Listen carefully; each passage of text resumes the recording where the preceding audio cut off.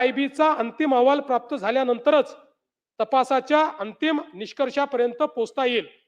सदर प्रकरण सीबीआयकडे मी आधीच सांगितलं की त्याचा पाठपुरावा सुरू आहे. आता या संदर्भात ही जी काही वस्तुस्थिती आहे, या व्यतिरिक्त काही गोष्टी या ठिकाणी समोर आल्या. खरं म्हणजे रोहित पवारजींनी अतिशय भावनिक पद्धतीने हा मुद्दा मांडला आणि निश्चितपणे चेतन तुपेंनी देखील अतिशय चांगल्या पद्धतीने तो मुद्दा मांडला, अनेकांनी मांडला.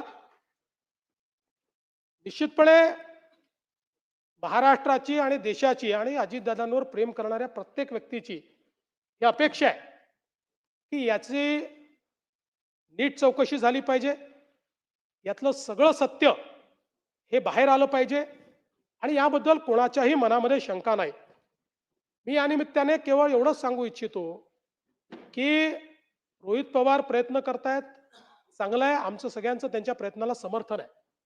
मात्र ही भावना होता कामा नये की इतरांना त्याबद्दल काही घेणं देणं नाही आहे, ही भावना अयोग्य आहे.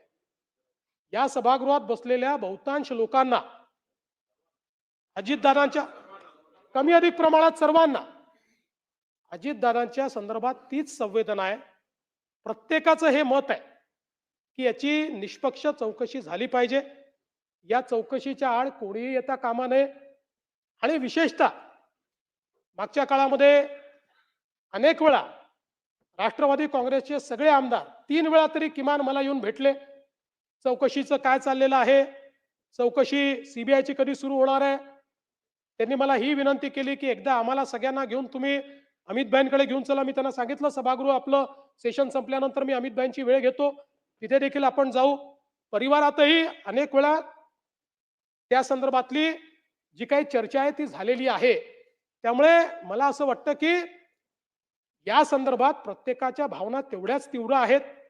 कदाचित कोणी एक्सप्रेस करतं, कोणी करत नाही. आणि या निमित्ताने एक गोष्ट अजून मला आपल्या निदर्शनास आणून द्यायची आहे. आपण प्रयत्न करतात ही चांगली गोष्ट आहे आणि मी तर तुम्हाला सांगतो राज्य सरकार आपल्या प्रयत्नांमध्ये जिथे जिथे राज्य सरकारचा रोल असेल पॉझिटिव्ह राहील, तिथे मदतच करेल. पण एक महत्वाचा मुद्दा आलाय FIRच्या संदर्भात आणि म्हणून आपण जितेंद्रजी तो मुद्दा मांडला म्हणून मी सांगतो, ललिता कुमारी मध्ये जो तुम्ही वारंवार मुद्दा मांडता तो मुद्दा काय आहे? FIR कशा करता? To set law in motion. FIRचा अर्थ काय आहे की कुठली तरी अशी नोंद पाहिजे की जो नोंदीने to set law in motion झाला पाहिजे. आणि म्हणून जेव्हा ऍक्सिडेंट होतो तेव्हा ऍक्सिडेंट मध्ये to set the law in motion ADR register होतो आणि ADR रजिस्टर झाल्यानंतर ज्यावेळेस संपूर्ण चौकशी पूर्ण होते आणि त्याच्यामध्ये जर असं आढळलं की याच्यामध्ये ऍक्सिडेंट नाही आहे, याच्यामध्ये काही क्रिमिनल एलिमेंट आहे, याच्यामध्ये काही निग्लिजन्स आहे, याच्यामध्ये काही चुका आहेत, याच्यामध्ये काही घातपात आहे, त्यावेळी जेव्हा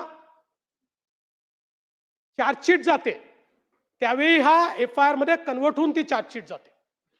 ADR आणि FIR मध्ये अंतर काही नाही. दोघांचंही काम to set the law in motion आहे. आणि म्हणून आपण बघा, उद्या FIR मध्ये एखाद्याचं नाव आलं की यांनी मर्डर केलाय असं नाव आलं तरी ते महत्वाचं नसतं, चार्जशीट महत्वाची असते. चार्जशीट मध्ये पुराव्यानिशी त्याचं नाव आहे की नाही. आपण अनेकदा पाहतो, कधी कधी राजकीय कारणाने अनेक ठिकाणी आपल्याला पाहायला मिळतं लोकांची नावं टाकली जातात पण त्यांची चार्जशीट होते का? नाही होत, कारण पुरावा नसतो. त्यामुळे क्रिमिनल जस्टिस सिस्टीम आपण समजून घेतली पाहिजे. क्रिमिनल जस्टिस सिस्टीम मध्ये या ठिकाणी to set the law in motion हे महत्वाचं असतं. To set the law in motion हे अपघाताच्या केसमध्ये ADRनीच आपण करतो. त्यानंतर ज्यावेळेस आता हे सगळे अहवाल येतील, यात निग्लिजन्स दिसेल किंवा जे दिसेल, ऑटोमॅटिक तो FIR होईल आणि त्यातनं त्याची चार्जशीट जाईल. म्हणून मला असं वाटतं की आता कदाचित रोहित पवारांचे ते काका होते, त्यांचे जास्त जवळचे असतील, पण आमचे मित्र होते आणि मला तर असं वाटतं की कदाचित म्हणजे त्यांच्या जवळचे लोक सांगू शकतील की गेल्या 5-7-8 वर्षात तर जेवढी माझ्याशी मैत्री होती तेवढी कदाचित राजकारणात फार कोणाची असेल असं मला वाटत नाही. त्यामुळे आम्ही कुठेतरी त्यांच्यावर एफ-आय-आर होऊ नये किंवा तो ब्लॉक व्हावा हे का करणार आहे? आपल्याला क्रिमिनल जस्टिस सिस्टीम मध्ये या पद्धतीनंच काम करावं लागतं. होतो ना, अगदी मी उदाहरण सांगतो की बावनकुळे साहेबांना बुक्की मारली, एफ-आय-आर होऊन जाईल, कारण ते हर्ट आहे. हा ऍक्सिडेंट असल्यामुळे पहिले एडीआर होतो, एडीआरच एफ-आय-आर मध्ये कन्व्हर्ट होतो, त्याची ती प्रोसेस चाललेली आहे. आणि मला असं वाटतं की ठीक आहे, आपल्या भावना तीव्र असल्यामुळे आपण राहुलजींना भेटलात, राहुलजींनी आपल्याला सांगितलं की तुम्ही कर्नाटकमध्ये जाऊन त्या ठिकाणी एफ-आय-आर दाखल करा. कर्नाटकमध्ये 0 एफ-आय-आर दाखल झाला. नाही ठीक आहे, त्यांनी नसेल सांगितलं, तुम्हाला मनात वाटलं असेल, पण मी तुम्हाला सांगतो, नाही नाही द्या ना शेवटी, असं नाही, द्या शेवटी. पण मी तुम्हाला सांगतो, आपण जर बघितलं तर याच्यामध्ये हा जो काही 0 एफ-आय-आर आहे हा घेण्याचा अधिकारच कर्नाटकला नाही. It is illegal.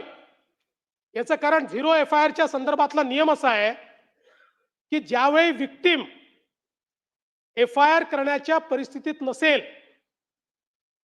त्यावेळीच विक्टीमला 0 एफ-आय-आर करता येतो. जिथे एफ-आय-आर करायचा ज्यांचं ज्युरिस्डिक्शन आहे त्या ज्युरिस्डिक्शन मध्ये जर विक्टीम पोहोचू शकत नसेल तर 0 एफ-आय-आर होतो आणि तो 0 एफ-आय-आर हा त्या पोलीस स्टेशनला त्या ठिकाणी कन्वर्ट होतो. अशा पद्धतीनं 0 एफ-आय-आर घेण्याचं ज्युरिस्डिक्शन कर्नाटकला बिलकुल नाही.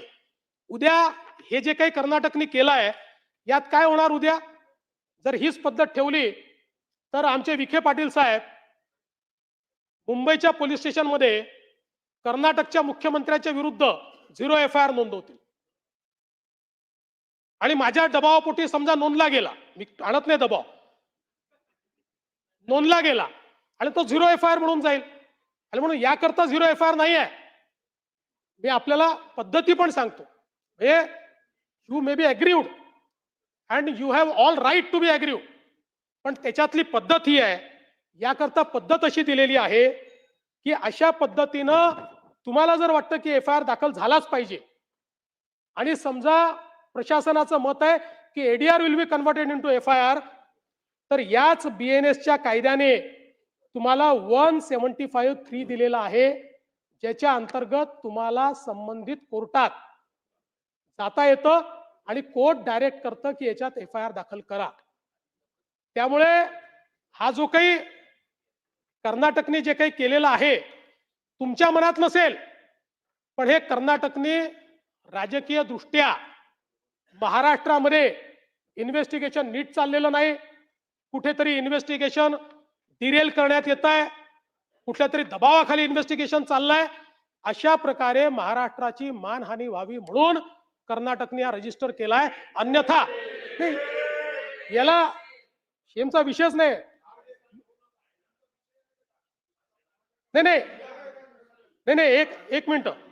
आणि म्हणून तुमची भावना नसली तरी खरं म्हणजे कर्नाटक मधल्या पोलीस स्टेशननी तुम्हाला हे सांगायला पाहिजे होतं की या ठिकाणी 0 एफ-आय-आर ची केस नाही आहे, कारण you have accessibility to the police station where it is registered, you have accessibility. आणि त्यांनी जर तो रजिस्टर केला नाही तर 175(3) च्या अंतर्गत तुम्ही कोर्टातनं तो रजिस्टर करून घेतला पाहिजे. पण मी तुम्हाला आश्वासित करतो, तुमच्या मनात शंका ठेवू नका. आकाश पाताळ एक करू, पण या केसमध्ये जर कोणाचा घातपात असेल, कोणाचा बाप असला तरी त्याला खोदून काढू, सहन नाही करणार. कदाचित तुमच्या तीव्रतेपेक्षा माझी तीव्रता कमी असू शकते, पण इतकी बोथट नाही आहे की अजितदादांच्या केसमध्ये कोणी कॉन्स्पिरसी करेल आणि आम्ही त्याला सोडून देऊ, त्याचा मुर्दाही खणून काढू, एवढं तुम्हाला मी आश्वस्त करतो. आणि पुन्हा सांगतो तुम्ही जे प्रयत्न करतात माझं समर्थन आहे, मी त्याच्या विरोधात नाही आहे. फक्त ते प्रयत्न करत असताना माझी तुम्हाला विनंती आहे, तुम्ही तरुण आहात, इतरांची तीव्रता कमी आहे असं तुम्ही समजू नका. कदाचित तुमच्यामध्ये लिडरशिप आहे, तुम्ही समोर जाऊन करतात. काही असे असतील की ज्यांना मनातलं वाटतंय, पण ती लिडरशिप त्यांना दाखवता येत नाही किंवा त्यांच्यामध्ये ती कार्यपद्धती नाही आहे. आणि म्हणून मी पुन्हा एकदा या निमित्ताने सांगतो की या संपूर्ण इन्व्हेस्टिगेशनमध्ये जे जे करावं लागेल, आणि आपल्याला माहिती आहे, आपण स्वतः मला पत्र दिल्यानंतर आपण त्याचा उल्लेख केला, जसंच्या तसं मी ते पत्र केंद्र सरकारला पाठवलं आणि केंद्र सरकारकडे त्याचा पाठपुरावा मी करतोय. आणि म्हणून निश्चितपणे या संदर्भात मला असं वाटतं की कोणत्याही परिस्थितीमध्ये आपण यात काहीही चुकीचं हे होऊ देणार नाही, हे या निमित्ताने मी आपल्याला सांगतो.